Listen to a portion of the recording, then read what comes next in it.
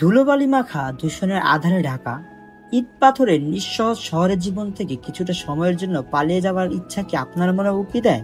এমন এক নিরিবিলি প্রান্তর খুঁজছেন কি, যেখানে বুক ভরে টেনে নেওয়া নিঃশ্বাস থাকবে প্রকৃতির সুবাস, গাছের ছায়ায় মিলবে স্বস্তির নিদ্রা, আর পাখির মধুর ডাকেই হবে দিনের শুরুর স্নিগ্ধ ঘোষণা?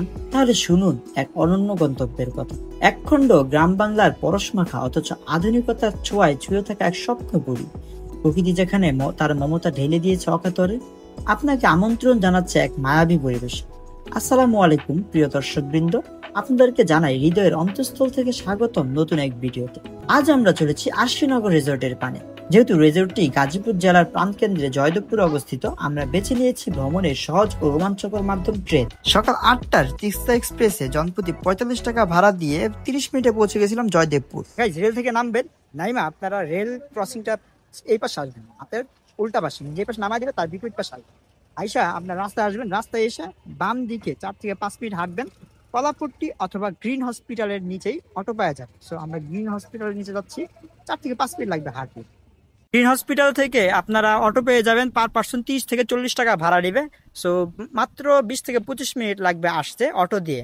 আর এই যে হচ্ছে আশ্রীনগর রিসোর্টটা। আর যদি আপনারা অটো না পান তাহলে আমি যে একটি স্ক্রিনে নাম্বার দিয়ে দিচ্ছি, এই নাম্বারটা যদি কল দেন তাহলে উনি আপনাকে নিয়ে আসতে পারবেন। ভেতরে ঢুকলেই আপনারা পার্কিংটা দেখতে পারবেন, এখানে গাড়ি পার্ক করতে পারবেন। তাছাড়াও খুবই সুন্দর ডেকোরেটেড একটা জায়গা ছিল, প্রতিটা কোণা কোণা তারা ভালো ইউটিলাইজ করার চেষ্টা করছেন। আর ঢুকেই আপনাদেরকে অবশ্যই চেক ইন প্রসেসটা পুরো করে নিতে হবে এবং কি পেমেন্টটা ফুল ওকে করে নিতে হবে। যেহেতু আমরা 10 জনের একটা গ্রুপ ছিলাম, আর 10 জনের গ্রুপের সাথে তাদের একটা এসি রুম আমাদেরকে কমপ্লিমেন্টারি হিসেবে দিয়েছিল। সবাই এসি রুম পেয়ে যাবেন, 10 জন না হলে কিন্তু রুমটা তারা প্রোভাইড করবে না। তো চেক ইন করার পর আমাদেরকে আমাদের রুমটা দেখায় দেওয়া হলো। রুমটা ছোটের মধ্যে খুবই সুন্দরই লাগছে আমার কাছে, সিম্পল বাট গর্জিয়াস বলতে পারেন। মানে সিম্পলের মধ্যে একদিন ডে লং প্যাকেজের জন্য ভালোই মনে হয়েছে। তবে হতাশ করার বিষয় হলো তাদের যে স্টাফ ছিল, স্টাফের ব্যবহারটা আমার খুব একটা ভালো লাগেনি। তাদের স্টাফের মধ্যে কোনো আপ্যায়নের কোনো বিষয় ছিল না। এই বিষয়টা তাদের আরো ইমপ্রুভ করার জায়গা হইতে পারে। তাদের ওয়াশরুমটাও খুবই বেসিক ছিল, তবে পরিপাটি ছিল। তারপর আমাদেরকে দিয়ে দেওয়া হলো তাদের ওয়েলকাম ড্রিঙ্কস। এরকম একটা পরিবেশে ওয়েলকাম ড্রিঙ্কস সম্পর্কে কিছু বলেন। ওয়েলকাম ড্রিঙ্কসটা কেমন? Thank you. ওয়েলকাম ড্রিঙ্কসটা অনেক সুন্দর হয়েছে এবং রিসোর্টটা আমার কাছে খুব ভালো লাগছে এবং মনটা ফ্রেশ লাগছে।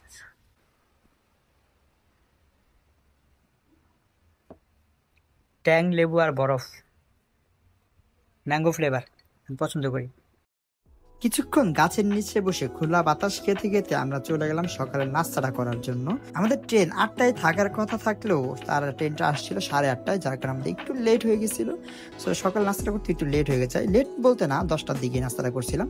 যাক, নাস্তা হিসেবে ছিল 2টা পরোটা, একটা ডিম, মুগ ডাল আর হচ্ছে সুজির হালুয়া।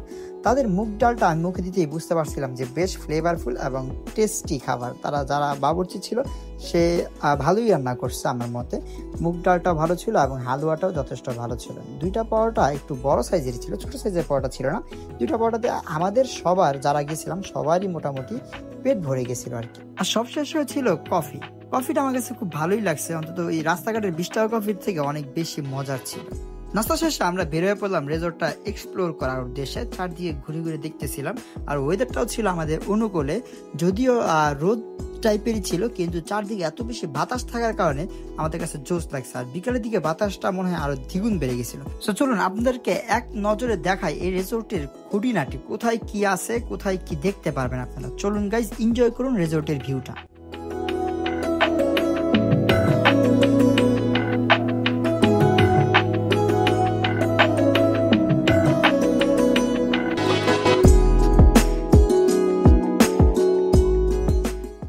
এই ছোট ছোট কুটিরগুলোতে আপনারা খুব সুন্দরভাবে বসে প্রিয়জনের সাথে সময় কাটাতে পারবেন। তাছাড়াও এই গাছের নিচে এই জায়গাটা বসলে জাস্ট অসাধারণ লাগে। আর যারা 2-3 জন আসবেন 1500 টাকার প্যাকেজটা, তারা তো রুম পাবেন না, তারা এই যে এই কুটিরগুলোতে সেখানে বসতে পারবেন। আর বাচ্চাদের জন্য ছিল ছোট্ট একটা ব্যবস্থা।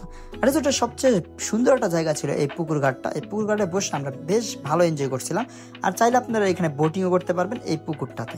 এই পুকুরটার ওই পাশে আপাতত যাইতে দিতেছে না, কেন জানি না, হয়তোবা তারা কাজ চলতেছে। এই পুলটা আপাতত বন্ধ ছিল, কিন্তু হয়তোবা খুব শীঘ্রই এটা আবার চালু করে দিবে। এদিকে আসলে একটা ঘন্টা সাউন্ড শুনতে পারতেন, ঘন্টা সাউন্ডটা একদম জোস।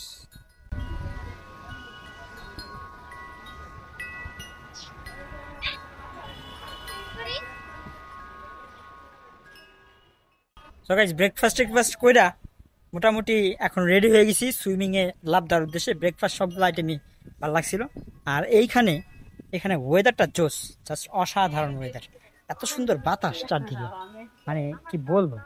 সুইমিং করার আগে ভাবলাম একটু দৌড়ে লাফায় ঝাঁপায় নি, আর লাফায় ঝাঁপার জন্য তাদের ফুটবল মাঠটা এনাফ আমার কাছে মনে হয়েছে। সো আমি আর রানা ভাই মিলে ফুটবল মাঠে নেমে পড়লাম একটু ফুটবল খেলার জন্য, যদিও প্রচুর কাদা ছিল বৃষ্টির কারণে।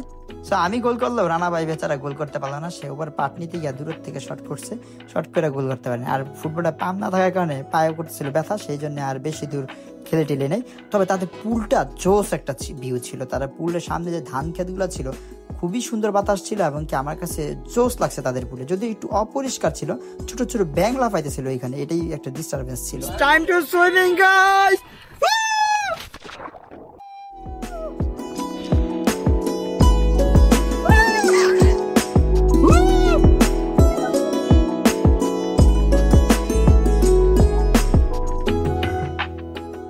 তারপর 1.5 থেকে 2 ঘন্টা সুইমিং টিমিং করে চলে আসলাম দুপুরে লাঞ্চের জন্য। এটাও কিন্তু তাদের প্যাকেজ ইনক্লুডেড ছিল, মানে 1500 টাকার প্যাকেজে আপনারা 3 বেলা খাবার পেয়ে যাবেন। লাঞ্চ হিসেবে তারা চাইনিজ খাবার প্রেফার করছিল, যদিও আমরা বাংলায় খেতে চেয়েছিলাম, কিন্তু তাদের মেনু তারা চেঞ্জ করে না। সো ফ্রাইড রাইস ছিল, 2টা চিকেন ফ্রাই ছিল, একটা চিলি চিকেন ছিল, আর ভেজিটেবল ছিল। আমার কাছে ফ্রাইড রাইসটা একদম অ্যাভারেজ মনে হয়েছে, অ্যাজ ইউজুয়াল যেমন হয় তেমনই, স্পেশাল কিছু না। তাদের চিলি চিকেনটাও অ্যাভারেজ, খুবই অ্যাভারেজ, কিন্তু তাদের ব্যতিক্রম ছিল হচ্ছে তাদের চিকেন ফ্রাইটা। এইটা আমার কাছে জুস লাগছে গাইস, কারণ এই চিকেনের বাইরের পোর্শনটা ছিল খুবই ক্রিস্পি এবং ভিতরটা ছিল খুবই জুসি। লাঞ্চের মেনুটাকে আমি ওভারঅল 10-এর মধ্যে 7 দিতেই পারি অনায়াসে, তবে চিকেন ফ্রাইটা আসলেই জুস ছিল। তারপর লাঞ্চ করে ভরা পেট নিয়ে হ্যামকে একটু শুয়ে পড়লাম, কারণ রুমে গিয়ে কোনো লাভ নাই, কারণ কারেন্ট থাকে না। কিন্তু গাছের নিচে অনেক বেশি বাতাস থাকায় খুব ভালো লাগতেছিল, ওয়েদারটা এনজয় করতেছিলাম। একটু পরে দেখলাম একটা জার্মান শেফার্ড আসছে, সো আমিও গেলাম তার সাথে একটু বন্ধুত্ব করার জন্য, তার পিছন পিছন ঘুরলাম, কিন্তু সে আমাকে পাত্তাই দিল না। সো গাইস একদম বিদায় লাগানো আইসা পড়ছি, আর রিসোর্টটাতে সুইমিং করলাম, দুপুরে লাঞ্চ করলাম, ব্রেকফাস্ট করলাম, গ্রামের সুন্দর প্রকৃতি রাস্তা এনজয় করতে করতে চলে আসছিলাম। এখন যাওয়ার পালা, আবার সেই শহরের জীবনে ব্যাক করার পালা। আসলে মনটা চাইতেছে না, কিন্তু কি করার, যাইতে তো হবেই। এখানের ওয়েদারটা, এই যে পিছনে গাছপালাগুলা সারাক্ষণ নড়তেই থাকে, আর বাতাসটা এত পরিমাণে ফ্রেশ, মানে কি বলবো, অসাধারণ লাগছে আমার কাছে। সো শেষ বেলায় আর কি বলবো, জাস্ট খালি বলবো যারা আসতে চান তারা আসতে পারেন, অনেক সুন্দর একটা জায়গা। আসলে ক্যামেরায় দেখা তার 1%ও বোঝা যায় না, এই যে রিয়েল লাইফে যে ভিউটা, যে বাতাসের ছোঁয়াটা, আমাদের এই যে যে গাছপালার বাতাস, তারপর ধরেন একটা পুকুর, একটা পানি, তারপর সামনে সারি সারি ধান ক্ষেত, ঠিক আছে, সুইমিং পুলটার পাশেই সারি সারি ধান ক্ষেত, মানে দেখলেই মনটা জুড়ে যায়, জাস্ট অসাধারণ। এত রোদ ছিল ভাই, কিন্তু আমরা টেরই পাই নাই যে আসলে এখানে গরম ছিল। যদি এসি নাও থাকতো রুমে, তবুও মনে হয় যে বাইরে এই যে গাছের নিচে বসলে এত শান্তি লাগে। ওখানে হ্যামকটা আছে, দুপুরবেলা হ্যামকের নিচে আপনারা যদি রুম নাও নেন, 10 জনের প্যাকেজে আসলে তো অবশ্যই রুম দিবে, আর যদি 10 জনের কম আসেন তাহলে হয়তো বা রুম দিবে না। সো রুম না দিলেও আপনারা এখানে ওই যে মাচাগুলো আছে, সেই মাচাগুলোতে বসে আরামসে একটা দিন কাটাই দিতে পারবেন। 1500 টাকার এই প্যাকেজের লাস্ট মিল ছিল স্প্যাগেটি। স্প্যাগেটিটা পরিমাণে কম ছিল, কিন্তু আসলে দুপুরে খাওয়াটা লেট করে খাওয়ার কারণে এইটা আর খাওয়া যাইতেছিল না, যদিও আমার কাছে খুবই ভালোই লাগছে। এটা মোটামুটি স্পাইসি ধরনের ছিল, যারা স্পাইসি খায় তাদের কাছে ভালো লাগবে। আর সব শেষে কফি খেয়ে তারা আমাদেরকে বিদায় জানিয়ে দিল। তারপর আমরা চেক আউট করে সন্ধ্যা 6:30টার ট্রেনে করে আবার ব্যাক চলে আসলাম ঢাকা এয়ারপোর্টে।